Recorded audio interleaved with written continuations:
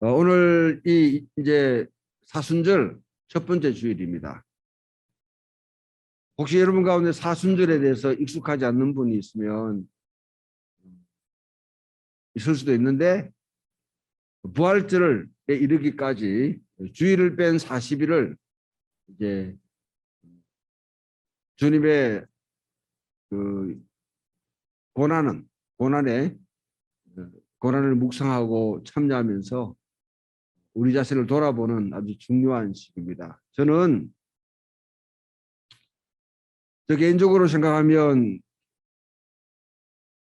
이 사순절에 대해서 여러분 깊이 묵상한 사람이, 그것을 진짜 자기 자신 스스로 실험한 사람이 부활이 무엇인가를 깨달을 수 있고요.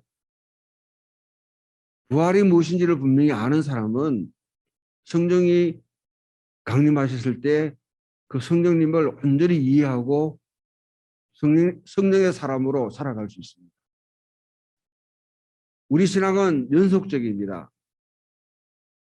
지금 예수님의 탄생, 주연, 주님이 이 땅에 드러나 활동하신 것 기념하고, 이제 지금 시즌은 주님의 고난을 깊이, 왜 그 길을 걸어가셨는가, 주님이 십자가에 죽으시고 부활하신 이것이 어떤 의미를 있는가, 그걸 깊이 또 묵상하고요.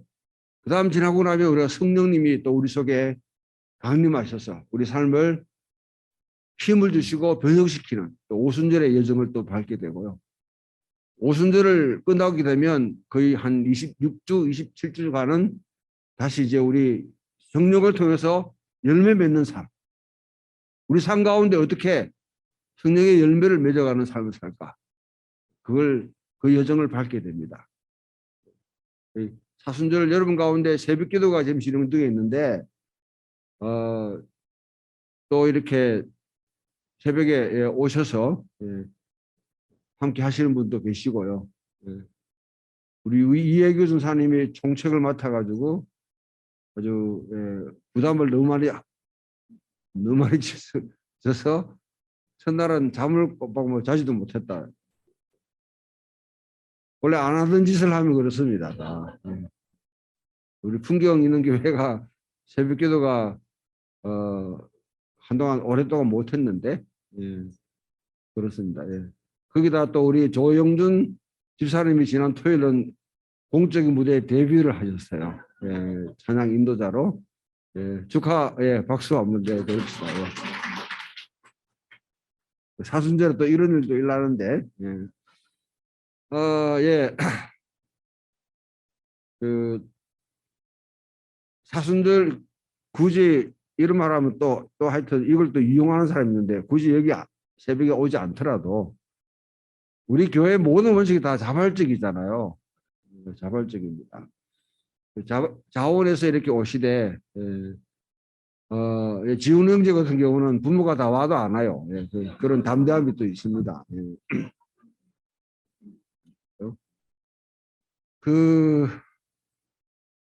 매주 제가 매일 카톡에 올려드리는 그 내용들을 보시고 또 개인적으로 묵상하시고, 우리 유지영 장로님이 그걸 아픈 가운데도 번역하신다고 아주 고생 많으셨는데, 고생한 분을 또 생각해서라도 그렇게 읽어주시고요.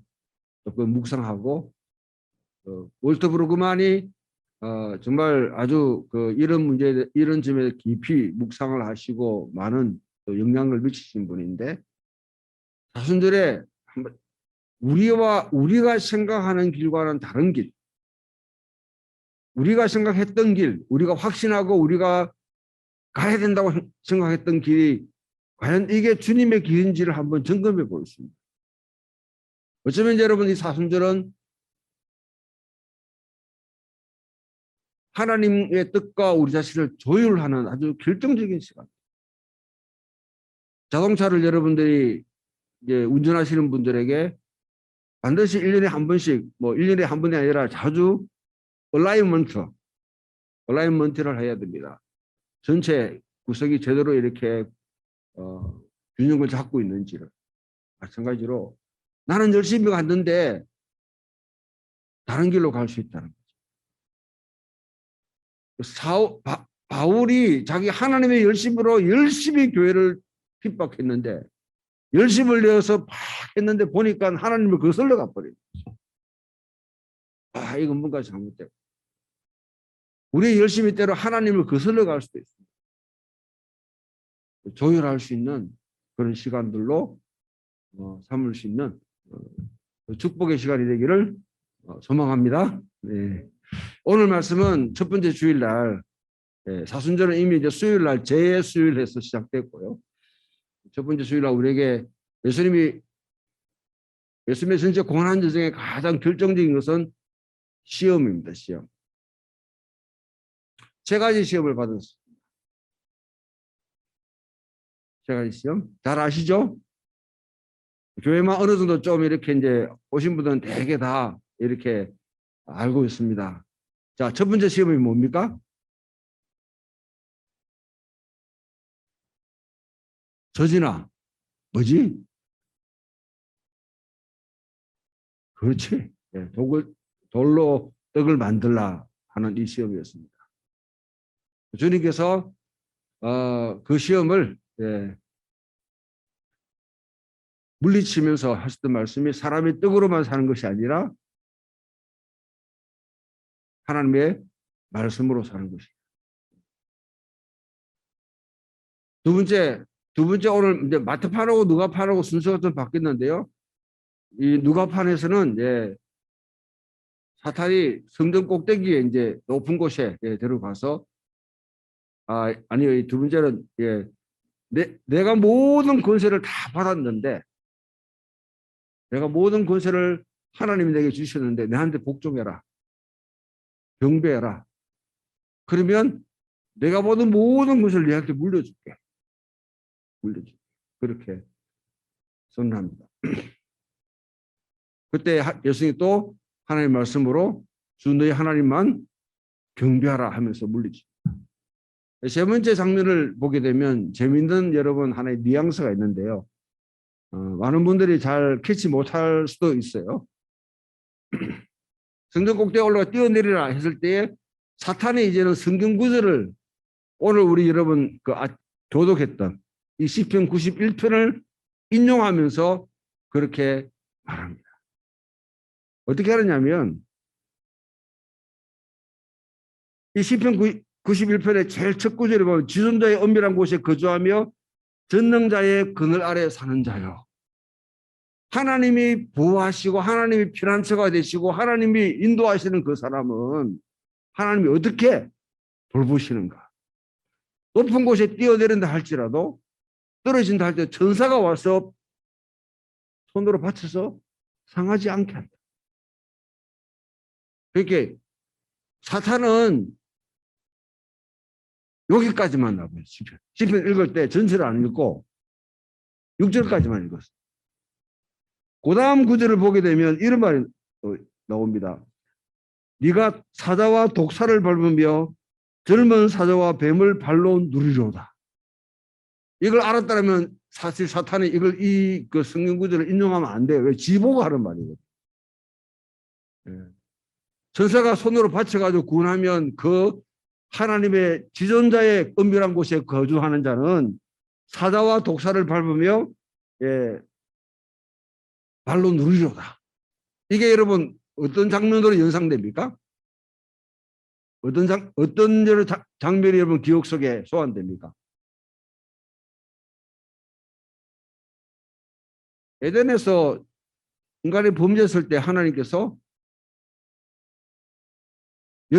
뱀의 우선이 여인의 우선에 발꿈치를 물 것이요.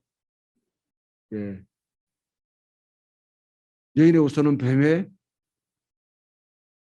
머리를 상하게 할 것이다. 지금 이 구절이 결정적으로 사탄에 대해서 하는 말인데 사탄이 그 앞에만 딱 잘라가지고 인용하니까 주님께서 주 너희 하나님을 시험하지 말라.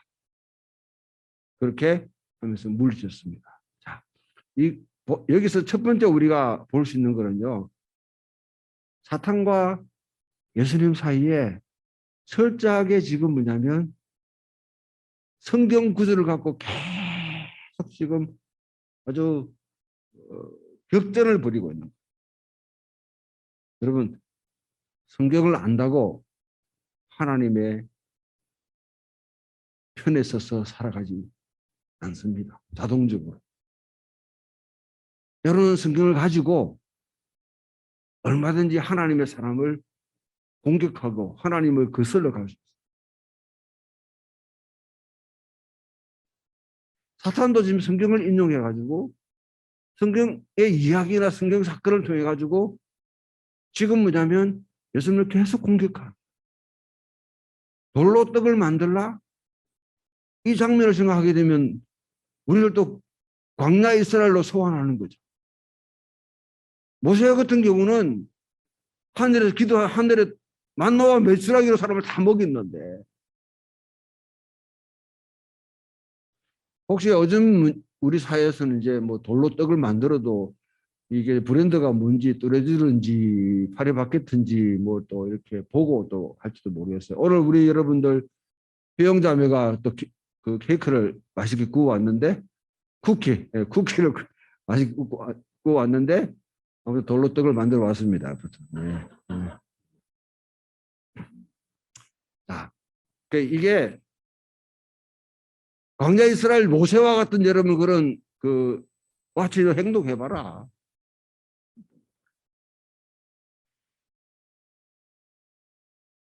때로는 어설프게 성경을 알게 되면 오히려 그게요, 우리 자신에게 그릇된 길로 인도할, 자가 당착하게 만든, 그릇된 길로 인도할 수 있는 가능성이 있습니다. 오늘날 수많은 여러분 그리스도인들이 이 땅에 있습니다. 한국의 그리스도인들만 우리 믿는 사람들 한번 생각해 보면 모든 사람들이 성경을 갖다 다 하고 읽고 그 다음에 예배하고 기도하는 사람들인데 보면 뭔가 잘못됐는 것 같아요. 똑같이 믿고 똑같이 기도하고 하는데 뭔가 다른 길을 가요. 왜 그럴까? 사탄과 같이 이와 같이 부분적으로 잘라가지고 읽게 되면 결국 하나님의 말씀이라도 그것을 자기 마음대로 오용할 수 있는 거예요. 여러분 성경을 처음부터 끝까지 큰 이야기로 읽어야 돼요. 자, 이 성경이 뭡니까?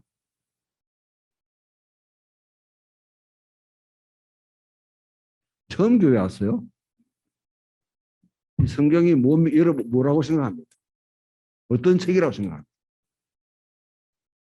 여러분 각각 개인적으로 답이 있죠. 가장 여러분 많은 사람들이 생명의 양식이다, 또 생명을 주는 책이다, 구원의 책이다. 예, 저도 충분히 공감하고 충분히 그렇게 받아들입니다. 그러나 그 한계를 뛰어넘어요. 이걸 우리가 여러분 영어로 홀리 스크립처라 하죠. 스크립이라는 말, 이 단어는 거룩한, 스크립이라는 말은 대본이라는 말. 연극에서는 각본입니다. 각본. 연극을 한 사람은 각본을 갖고 있잖아요. 대본을 읽잖아요. 그 대본을 가지고 자기가 소화해서 연기를 하지 않습니까? 하나님이 우리에게 이걸 주신 것은 내가 너한테 이 하나님 나라를 펼쳐가는 이 드라마 속에 내가 너를 갖다 캐스팅할게. 캐스팅할게. 그리고 난 뒤에 이것을 읽고 네 스스로 이제 그것을 이 세상에 풀어내라고 하나의 대본으로 주시고, 하나님 말씀을 가지고 여러분 대본으로 살아가는 사람이 이 세상에 하나님을 믿지 않는 사람과 동일한 여러분 삶의 리듬과 그루브를 가지고 그 방향을 따라 간다고 그러면 그는 뭔가 문제가 있다. 왜 우리가 여러분 그리스도인이 살아가고 있습니까? 이 땅에 하나님께서 우리가 하나님의 자녀가 되고 구원받으려면 지금 믿는 순간에 데려가면 가장 편해요. 저희 말하면 예수 믿고 죽으면 천국 간다는 이 프레임 속에 빠진 사람은 그게 가장 축복인 거죠. 그러나 왜 하나님의 의를 갖다 거둬가지 않으시고 지금 이 땅에 남겨두고 있는가? 우리는 아직 해야 될, 감당해야 될 역할이 남아있다. 고난을 받든지 병이 들었든지 아니면 가난에 쪼달리든지 어떤 상황에 관계없이 우리가 이 땅에 여러분 예수 믿는 사람으로 남아있다는 것은 우리에게는 하나님이 아주 너는 쓸만하다. 너는 해야 될 역할이 있다. 아무리 여러분 선하고 아무리 여러분 뭐 아름다운 분이라 할지라도 빨리 하나님 돌아가시는 분들이 있습니다. 그분들의 역할이 끝났기 때문에 배역이 끝나서 그렇습니다. 드라마 보게 되면 단역들 있지 않습니까? 그죠? 때로 이제 유명한 배우를 할지라도 드라마 보면 까미오로 출연하는 경우 있어요. 까미오는 까미오예요. 주역이 아닙니다. 하나님께서 우리 이 땅에 지금 숨을 쉬고 살아가고 있다는 것은 축복입니다. 그러면서 이 말씀을 주시면서 이걸 대본으로 삼고 살아. 이 대본을 자기 마음대로 각색하거나 빼버리거나 첨가하게 되면 그것은 하나님 뜻을 거슬러 가는 사람들 살 수밖에 없습니다. 오늘 로마서에 보게 되면 바울이 우리에게 말하기를 말씀이 내게 가까워 내 입에 있으며 내 마음에 있다 했는데 하나님 말씀이 우리가 가까이 있다. 우리가 만일 입으로 예수를 주로 신하며 하나님 그를 죽은 자 가운데 살린 것을 내 마음에 믿으면 구원을 받는다. 사람이 마음으로 믿어 의에 이르고 입으로 신하여 구원에 이르는데 그 다 성경 말씀을 가지고 지금 계속 바울이 요 짧은 구절 4구절 4구절 반대는 요 구절에 바울이요 이 자기의 논증을 펼쳐 나갈 때에 지금 그다음에 출애굽기 신명기 그다음에 이 요엘서를 갖다가 그 전부 해가지고 이 짧은 4구절 안에 그것을 가지고 논증. 자 보게 되면 사탄도 묵상합니다. 성경을 알고 있잖아요. 시편을 알고 있지 않습니까? 예수님도 성경을 묵상합니다. 바울도 묵상합니다. 묵상해야 됩니다. 묵상하셔야 돼요.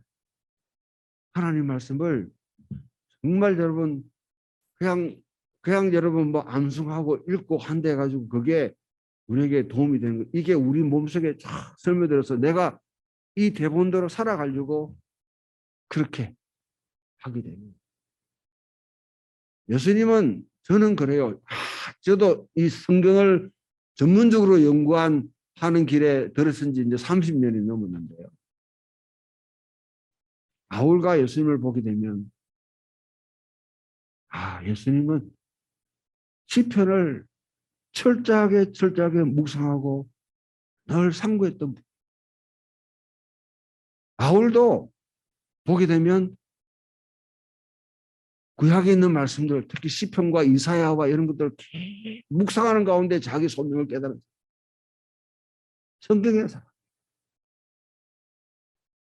신약에 있는 모든 메시지들이 하늘에 뚝 떨어졌거나 여러분 땅에 솟아나거나 누가 창안해낸 것이 아니라 제가 지금 여러분 신학생들한테 신대호 이제 목회자 후배 성도를 가르치는 내용입니다. 철저하게 구약 이야기, 이스라엘 이야기, 그 이야기를 예수 그리스도의 십자가와 죽으심과 부활하심, 보좌의 자정하심이라는 이 여러분 결정적인 사건을 통해 계속 재해석하고 다시 읊어낸 신약에 있는 내용들은 대부분 그렇습니다.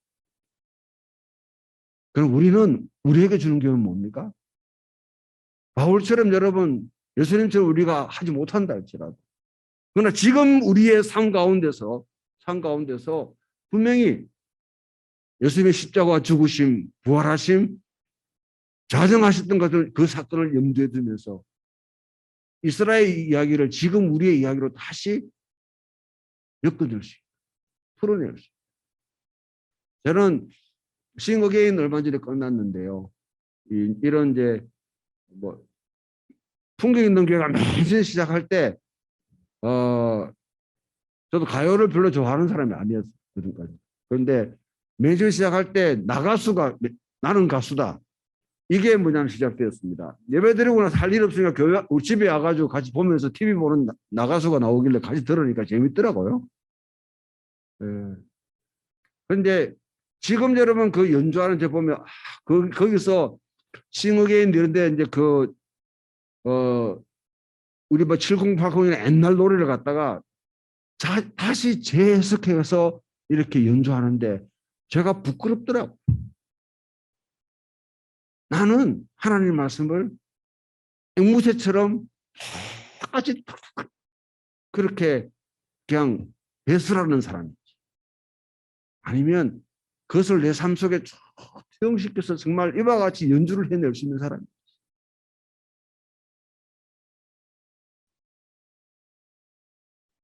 목회자뿐 아니라 여러분 스스로가 하나님 말씀을 읽으며 지금 현재 여러분 삶 가운데 다시 여러분의 것으로 표현해 내려고 실험해야 됩니다. 그때 우리는 사탄이 주는 시험들을 어쩌면 이길 수 있습니다. 극복할 수 있습니다. 성경에 주술적인 힘이 있기 때문에 그런 것이 아니라 이 성경은 하나님의 영으로 감동된 말씀. 하나님의 성령이 입교원이 쭉 들어가 있는 흙으로 사람을 지어서 그 코에 생기를 불어넣으시니까 사람이 생명이 돼. 그와 똑같이 이 하나님 이 책은 여러분 똑같은 여러 가지 고전에 속해 있는 말씀 같아도 하나님의 영이 불어넣기에 생명력이 있습니다. 이 생명력이 있는 말씀으로 현재 여러분 살아가는 하나님이 내가 살아가야 될 각 대본으로 내가 얘기게 되면 이 세상에 사탄이 써준 대본들, 다른 영들이, 다른 이데올로기들이 이렇게 살아야 우리가 살아가고 행복하고 인류가 바뀔 수 있고 세상의 문제가 해결된다고 수많은 사람들이 다 대본을 다 갖고 있어요. 다른 영들이나 주술이나 무속이나 다른 이데올로기를 가지고 여러분 쓰는 그 대본을 따라 살려고 합니까? 아니면 하나님이 우리에게 주신 이 대본을 갖고 살아가요. 그러면 하나님 말씀을 깊이 천착하면서 읽어내고 여러분 스스로 개인적으로 또 풀어내고 그런 작업이 먼저 필요합니다. 두 번째, 그러면 여러분 이 세 가지 시험이 어떤 의미를 있느냐? 돌로 떡을 만든다. 저는 헨리 나우엔의 대학생 때 읽었던 여러분 이 헨리 나우엔의 이 그 짧은 글인데 저 평생에 떠나지 않기 때문에 다시 반복합니다. 돌로 떡을 만들라는 것은 상황에 부합하는 시험.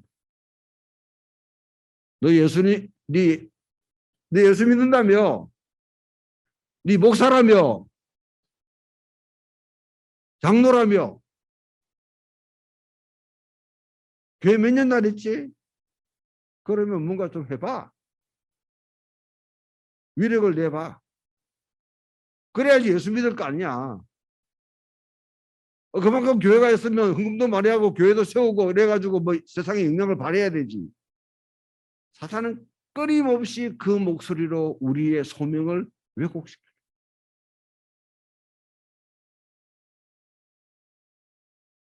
여러분, 우리는요, 이 세상의 사람들의 기준치, 아니면 기대치에 부합하기 위해서 부름받은 사람들이 아닙니다. 물론 우리 부모를 공경해야 되고, 우리 가족들이나 자녀들이나 다른 모든 여러분 주변에 있는 사람 사랑하면서 살아야 됩니다. 그러나 이웃을 사랑한다는 말로 다 포함될 그거 이전에 우리는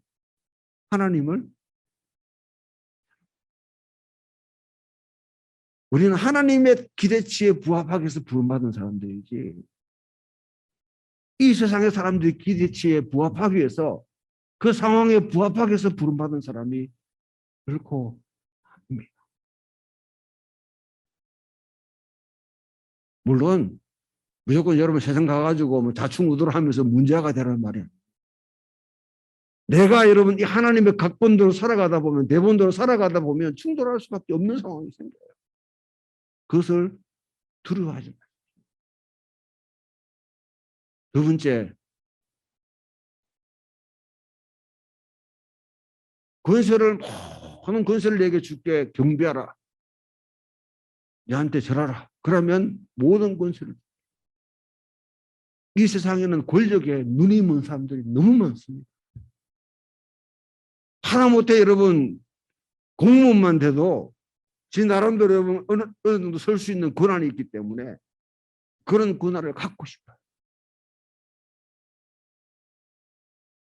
권력은 하나님이 권세를 하나님이 부여하신 것일 때라고 부여한 것이라고 정확하게 인정할 때 그 권력은 온전하게 사용될 수 있습니다. 그런데 사탄은 거짓말하는 거죠. 하나님이 그한테 사탄한테 권력을 다 준 적이 없어. 지가 찬탈한 것이죠. 찬탈한 그 권력을 가지고 지금 뭐냐면 이 땅에 여러분 사는데 사탄에서는 가장 강력한 무기가 뭡니까? 제사선? 제지어라.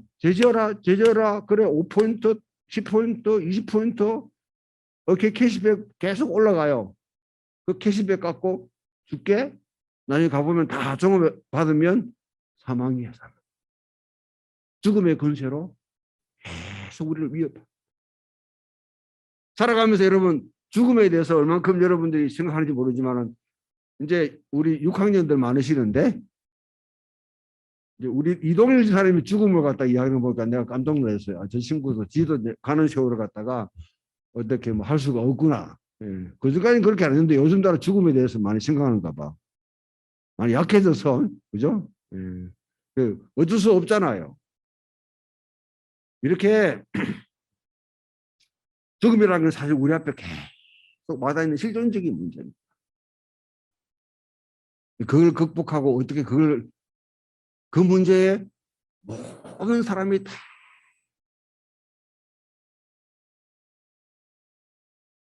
내한테 절해라. 그러면 모든 권세를 내한테 줄게. 힘을 얻기 위해서 그게 힘이란 경제력도 될 수 있고 정치력도 될 수 있고 다른 모든 능력이 될 수 있는 것이죠. 그래서 사탄한테 타협하면 어쩌면 쉽게 살 수 있습니다. 여기 사업하시는 분들도 계시고요. 직장생활 하시는 분도 있을 텐데 불이한 여러분 그런 요구에 의해서 내가 뭐냐면 순복하면 오히려 문제가 쉽게 풀릴 수도 있습니다. 그리스도인에게 그거는 지혜가 아닙니다. 어쩌면 몰라 제가 세상을 잘 모르는 목사라서 그런지 몰라도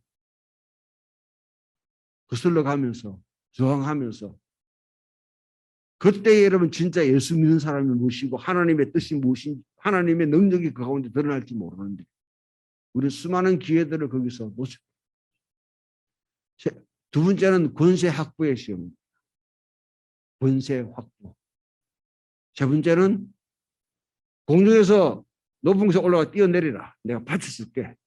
성경은 말했잖냐. 천사가 와서 받친다고 했잖아. 이거는 뭐냐면 이목 집중의 삶. 조금만 뭐 하면 좀 이목 집중을 받으려고 할 거예요.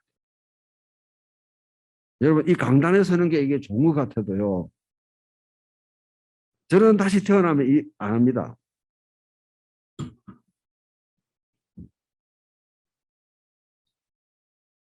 사람으로 할 짓이야. 그러니까 소명인 것 같아요. 오늘 아침에도 생각할 때 그래도 이 일을 불러주신 게 나 같은 사람 사용하시니까 너무너무 고마운데 참 몸둘 바를 모를 정도로 정말 내 같은 사람이 이렇게 설교할 수 있다는 자체가 사실 부끄럽기도 하고 감사하기도 한데 저는 다시 여러분 산다고 하면 저는 하고 싶은 마음 없어요. 무대에 올라가는 거 좋은 거 아닙니다. 좋은 거 아니에요. 왜? 제가 우리 집 사람하고 싸움을 해가지고요. 오늘 한 거 아니에요. 싸워서 있으면 여러분 강단 설 때 제가 여러분 그 싸움 기분으로 여러분을 대할 수 있습니까? 그거 되겠습니까? 그럼 여러분 가운데 여러분 뭐 예, 행복하십시오, 복이십시오 하면서 사실 여러분 위선을 뜨는 거죠. 위선을 뜨는 거죠. 대신에 또 목회자가 되고 나면요. 저는 이제 목회자 입장에서 이야기합니다. 많은 사람들이 뭐냐면 있는 교회 아니면 이제 유튜브나 아니면 설교하면 많은 사람들이 듣는 설교. 그래서 뭐냐면 얼만큼 대중적인 인기가 있는가. 거기에 우리 자신들이 집착한 것을 보고 페이스북에 글 한 개 올리고 블로그에 글 한 개 올리도 조회수가 얼마인지 거기에 신경 쓸 수밖에 없는 게 우리 나약한 인간들이에요. 누군가의 여러분 그런 이목 집중을 받고 관심을 받으려고 하는 그걸 관종이라 그렇게 하죠. 거기에 대해서 관연하게 포기할 수 있어요. 세 가지 오늘 주님이 받은 시험이 첫 번째는 뭐라고 그랬습니까? 상황에 부합하는 시험입니다. 누구의 여러분 우리가 부합해 살아가는가? 세상에 부합하여 사는 것이 아니라 하나님 뜻에 부합하며 살도록 우리는 부름받은. 두 번째, 우리는 권력을 확보하려는 시험에 항상 내가 정치적인 힘이 있다면, 내가 돈이 있다고 그러면, 내가 사회적인 영향력이 있다면 이 세상에 이렇게 되지는 지금 내 형편이 이렇게 않을 텐데, 우리 교회가 이렇지는 않을 텐데 이 생각 가지면 아, 사탄이 주는 시험이구나 생각합니다. 세 번째, 이목 집중의 시험. 누구한테 이목 집중. 다른 사람들 관심 받아야 나는 여러분 내 어떤 존재감을 느낀다면 위험한 상태입니다. 사탄의 손아귀에 빠져 있는 상태. 자, 세 번째로 전체를 하면요. 요약하면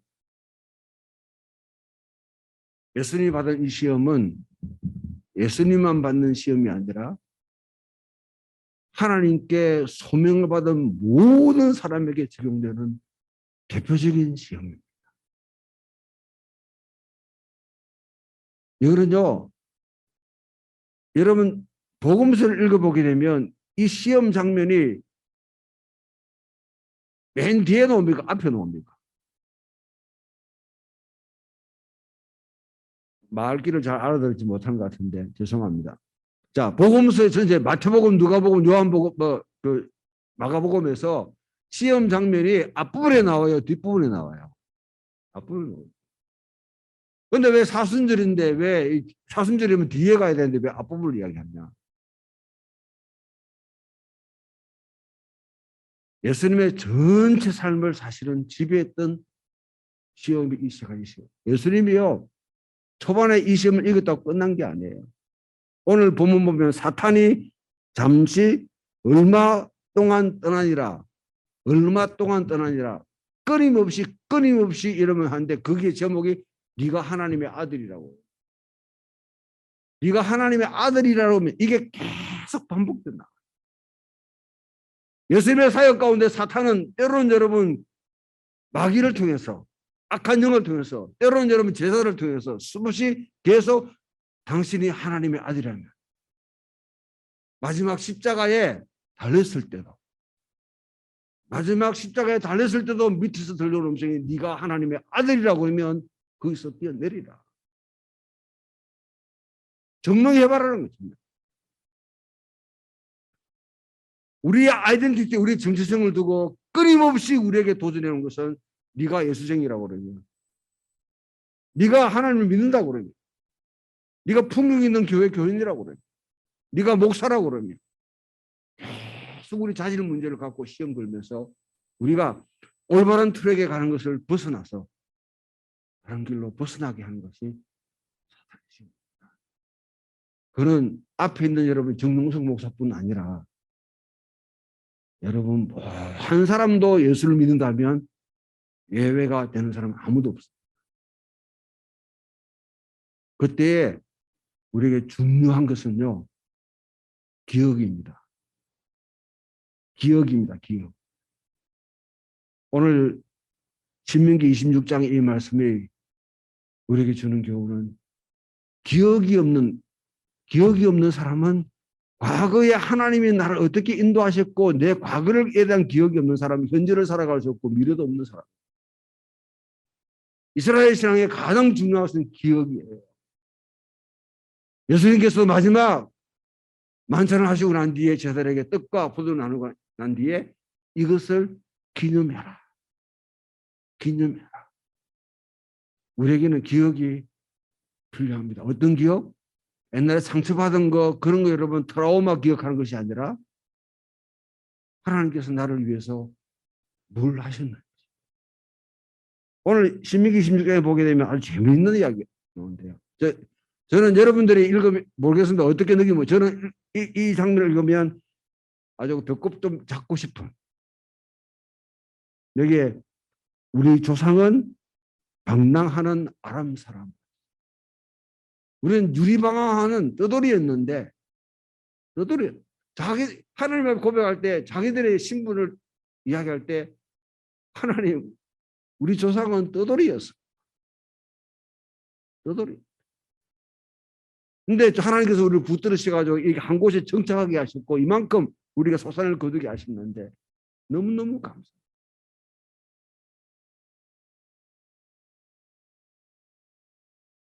우리의 예수를 믿기 전에 우리의 상황이 어떤 상황에 있었는지 예수를 믿고 난 뒤에 우리의 신분이 우리의 상황이 어떻게 변했는지를 분명히 대비할 수 있는 사람은 사탄이 다가오는 수많은 도전에 대해서도 하나님의 아들로서 하나님의 자녀로서 이 땅을 살아갈 수 있는 지혜와 능철이 있을 줄 압니다. 그런 소중한 또 훈련을 할 수 있는 그런 사순절 여정이 되기를 주님의 이름으로 축원드립니다.